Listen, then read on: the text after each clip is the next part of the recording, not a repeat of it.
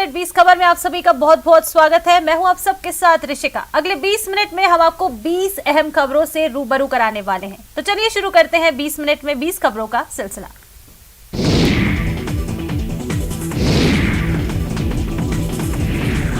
केरल के सबरीमाला मंदिर के द्वार मंडलम मकरविलक्कू वार्षिक उत्सव के लिए बृहस्पतिवार को खोल दिए गए हैं।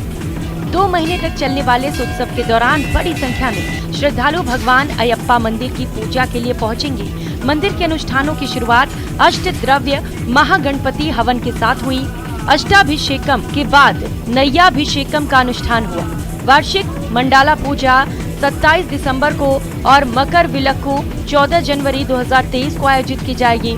सुरक्षित और सुगम तीर्थ यात्रा सुनिश्चित कराने के लिए पुलिस, स्वास्थ्य और परिवहन विभाग के साथ साथ स्थानीय प्रशासन द्वारा व्यापक व्यवस्था की गई है। स्वास्थ्य विभाग ने एक विज्ञप्ति में कहा कि पठान मथेट्टा जनरल अस्पताल में सभी अत्याधुनिक सुविधाओं से लैस 18 बिस्तरों वाला 24 घंटे खुला रहने वाला सबरीमाला वार्ड स्थापित किया गया है।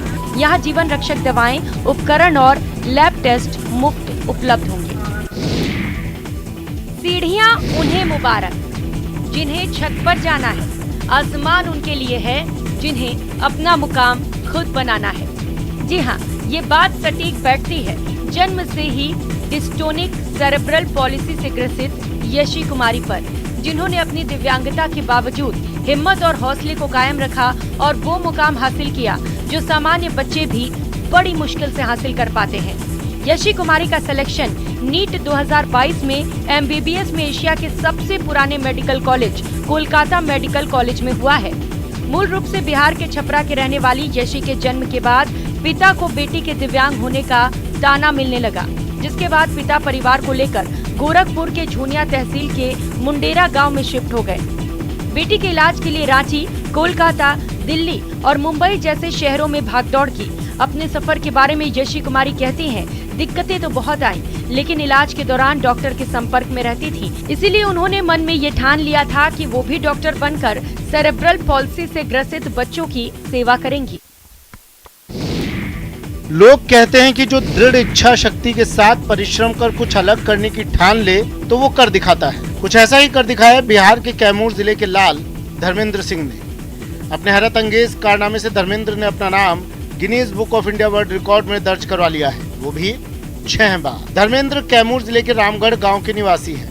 वो वर्तमान में त्रिपुरा स्टेट राइफल्स में सब इंस्पेक्टर के पद पर तैनात हैं। धर्मेंद्र ने बताया कि 12 साल की उम्र में सिर से नारियल तोड़ने का ख्याल आया था। एक बार जब वे मां मुंडेश्वरी के धाम गए थे तो देखा कि सभी लोग नारियल प्रसाद चढ़ाने के बाद नीचे जमीन पर नारियल तोड़ रहे हैं। ऐसे में उनके मन में ख्याल आया कि क्यों न इस नारियल को अपने सिर से तोड़कर चढ़ाऊं।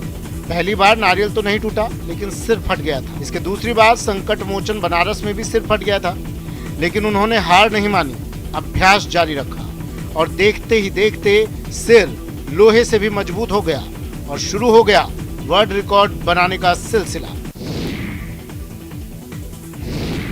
मध्य प्रदेश की डॉक्टर प्रिया भावे चित्तावर पहली डॉक्टर हैं जिन्होंने आयरन मैन का खिताब अपने नाम किया है।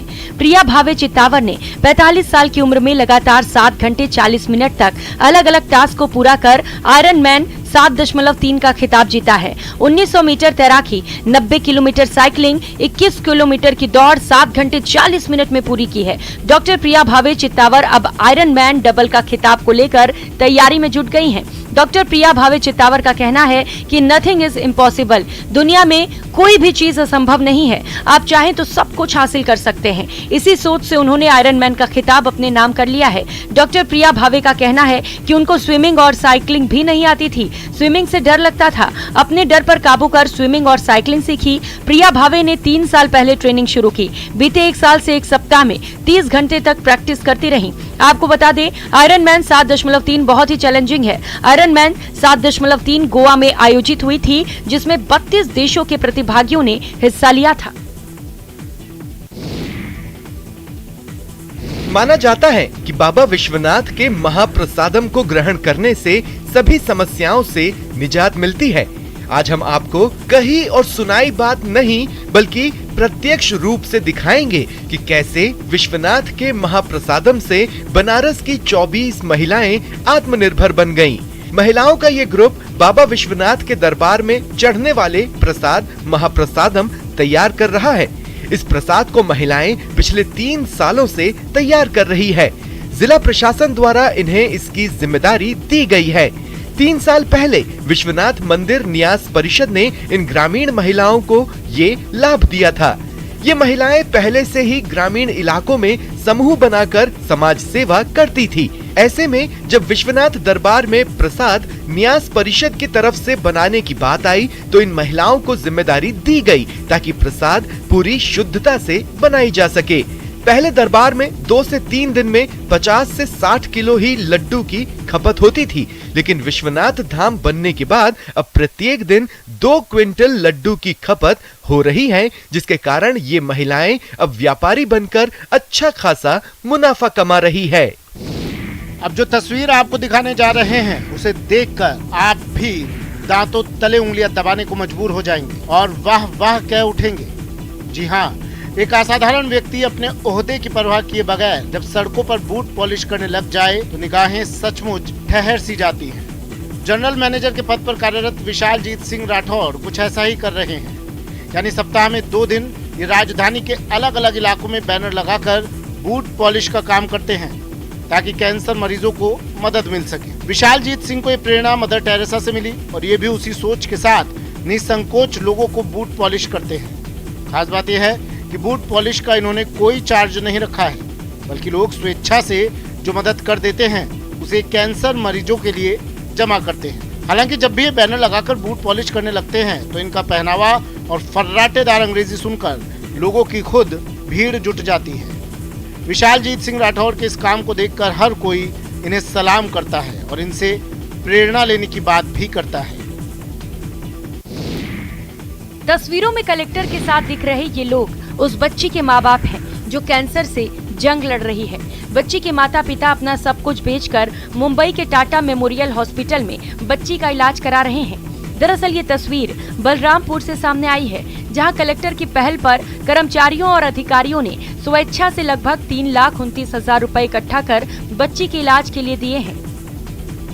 मासूम के माँ बाप गरीब हैं और जमीन बेचकर कैंसर पीड़ित बच्ची का इलाज करा रहे हैं। कलेक्टर को जब इस बात का पता चला तो उन्होंने परिवार की मदद करने की पहल की।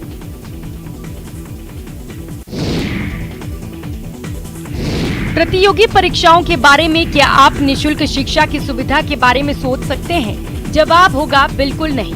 फिर भी समाज में संवेदनशील लोगों की कमी नहीं है जो ऐसे विषयों को लेकर काफी सकारात्मक सोच रखते हैं और इस दिशा में काम भी करते हैं। कोरबा के रेलवे स्टेशन क्षेत्र में संचालित हो रहा मंजिल गुरुकुल संस्थान इसी का उदाहरण है। वर्ष 2015 में तत्कालीन ARM अवधेश त्रिवेदी ने इसकी स्थापना की। तब से अब तक रेल अधिकारियों और कर्मचारियों के द्वारा यहाँ पर आसपास के बच्चों को निशुल्क शिक्षण दिया जा रहा है। अभी यहाँ 40 छात्र पढ़ रहे हैं। मंजिल गुरुकुल संस्थान में शिक्षा ग्रहण कर चुके राजेश कुमार अब कॉलेज की पढ़ाई कर रहे हैं। शिक्षा लेने के साथ बच्चों को शिक्षा दे रहे हैं। गरीब और जरूरतमंद बच्चों के लिए मंजिल गुरुकुल बच्चों को सही मंजिल तक पहुंचाने का काम कर रही है। महाराष्ट्र के नासिक में एक तेंदुआ आधी रात में एक कुएं में गिर गया।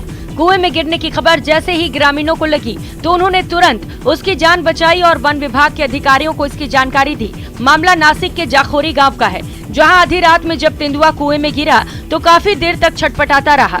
सुबह ग्रामीण तेंदुए की आवाज सुनकर दौड़े तो वे परेशान दिखा। इसके बाद ग्रामीणों ने कुएं में लोहे की खटिया रस्सी के सहारे डाली और उसी के ऊपर खींचकर तेंदुए की जान बचाई। ग्रामीणों ने वन विभाग के अधिकारियों को भी बुलाया। इन अधिकारियों ने पिंजरा लगाकर तेंदुए को सुरक्षित बाहर निकाला। ग्रामीणों ने बताया कि तेंदुआ अभी भी जिंदा है और इस इलाके में खुलेआम घूमता रहता है। इसका वीडियो भी सामने आया है। जयपुर से दिल्ली शहर को जोड़ने वाली शाहपुरा से गुजर रही 6 लेन पर अर्ध निर्मित फ्लाईओवर और जयपुर तिराहे पर बने क्रॉसिंग पॉइंट की वजह से आए दिन राष्ट्रीय राजमार्ग पर जाम की स्थिति बनी रहती है। वहीं वाहन भी घंटों रेंग रेंग कर निकलते रहते हैं। इससे स्थानीय लोगों के साथ ही यहां से सफर करने वाले राहगीरों को परेशानी का सामना करना पड़ता है। प्रशासन की तमाम कोशिशों के बाद हाईवे निर्माण कंपनी की लापरवाही की वजह से हाईवे पर रोजाना जाम लगना अब आम बात हो गई है। जाम के हालात ये हैं कि करीब 2 से 3 किलोमीटर तक वाहनों की लंबी कतारें लग जाती हैं। जाम में फंसे यात्रियों का कहना है कि हाईवे पर फ्लाईओवर का निर्माण अधूरा पड़ा है। वो रोजाना कई घंटों जाम में फंसे रहते हैं। NHAI प्रशासन और स्थानीय प्रशासन कोई ध्यान नहीं दे रहा है, जबकि सरकार इस हाईवे पर लाखों रुपयों का टोल भी वसूल रही है।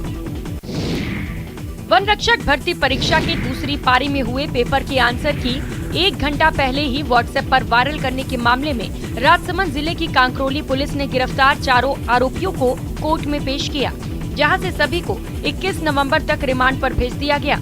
इस मामले में एक अन्य आरोपी से पूछताछ की जा रही है। कांकरोली थाना अधिकारी DP दाधीच ने बताया कि वन रक्षक भर्ती परीक्षा का 12 नवंबर को हुआ दूसरी पारी पेपर लीक मामले में सवाई माधोपुर जिले के महोखुर्द हाल जगतपुरा जिला जयपुर निवासी पवन कुमार माली, दौसा जिले के अजयपुरा निवासी हेतराम मीणा, जयपुर जिले के कोटखावदा थाना क्षेत्र के हरिपुरा निवासी सांबल राम मीणा और राजेश मीणा को पुलिस ने गिरफ्तार करके न्यायालय में पेश किया, जहां से 21 नवंबर तक रिमांड पर भेजने के आदेश दिए गए। उपराष्ट्रपति जगदीप धनखड़ के 19 नवंबर को खेतड़ी दौरे को लेकर तैयारियां तेज हो गई हैं। खेतड़ी नगर के नेहरू मैदान पर 3 हेलीपैड बनाए जा रहे हैं। PWD विभाग के अधिकारी सैकड़ों मजदूरों के साथ हेलीपैड बनाने में जुटे हुए हैं। वहीं KCC प्रशासन भी उपराष्ट्रपति दौरे को लेकर अपनी तैयारियों को अंतिम रूप दे रहा है। KCC डायरेक्टर बंगले में उपराष्ट्रपति कुछ समय के लिए रुकेंगे। डायरेक्टर बंगले को रंग रोगन कर दिया गया है और पास पड़ोस में उगी कटीली झाड़ियां भी और पेड़ भी हटाए जा रहे हैं। राष्ट्रपति के दौरे में कोई चूक न रह जाए, इसके लिए प्रशासन पूरी तरह से मुस्तैद है। SDM जयपाल सिंह, तहसीलदार विवेक कटारिया, PWD AEN अशोक यादव की निगरानी में सभी काम किए जा रहे हैं। SDM जय सिंह ने बताया कि उपराष्ट्रपति के दौरे के लिए तैयारियों को युद्ध स्तर पर किया जा रहा है। मैदान में उगे सूखे पेड़ों को भी हटा दिया गया है और इसके साथ ही सड़कों का पैच वर्क भी पूरा कर दिया गया है। प्रदेश का सबसे बड़ा SMS अस्पताल, जहां न सिर्फ प्रदेश भर बल्कि आसपास के राज्यों के हजारों मरीज इलाज के लिए पहुंचते हैं।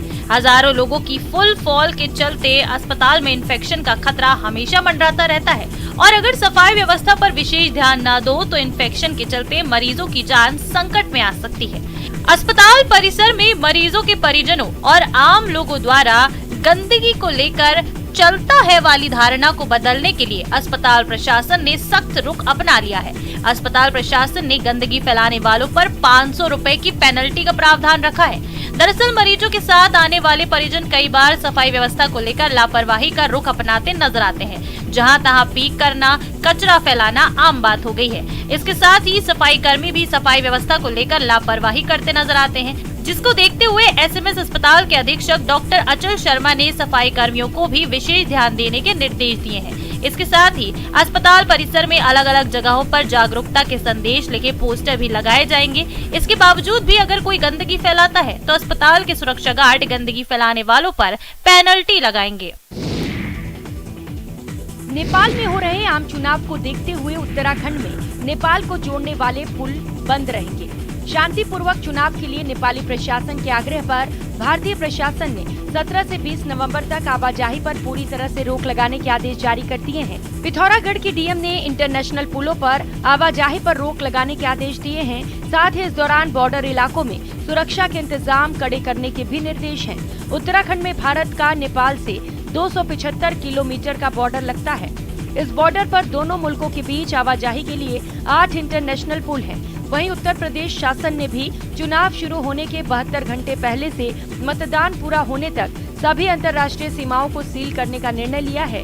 इस वजह से आज रात 12 से 20 नवंबर की रात तक जिले की बढ़नी खुनमा, ककरहवा और अलीगढ़वा बॉर्डर पूरी तरह से सील रहेगी। नेपाल में हो रहे चुनाव को देखते हुए दोनों देशों की सुरक्षा एजेंसियां व तैनात सुरक्षा कर्मी अलर्ट मोड पर हैं।